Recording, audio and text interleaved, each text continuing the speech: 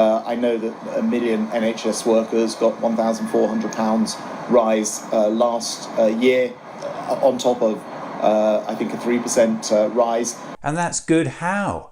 It means the average basic pay for nurses rose by around 4%, a crappy real terms pay cut, on top of another crappy real terms pay cut the year before. And now the government wants to give them another crappy real terms pay cut next year.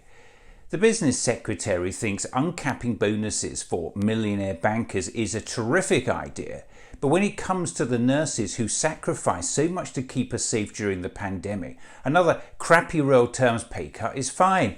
And that comes on top of a decade of brutal pay cuts and freezes.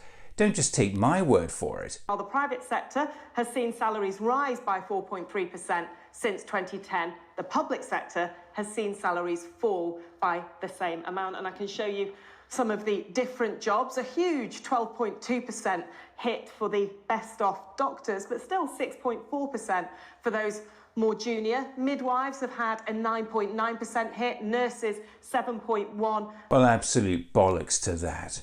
A decade of Tory austerity has left the average frontline nurse more than £6,000 a year worse off due to wages failing to keep up with the rate of inflation.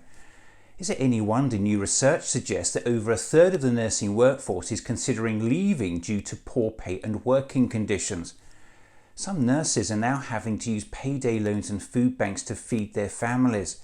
Hospitals are actually setting up their own food banks for staff. And if all that's not bad enough, nurses now qualify tens of thousands of pounds in debt because the Conservative government scrapped the nurses' bursary. Is it any wonder there are now over 47,000 unfilled NHS nursing roles across the UK? And thousands of burned out, underpaid nursing staff have left the profession in the past 12 months. We clapped for our nurses during the pandemic.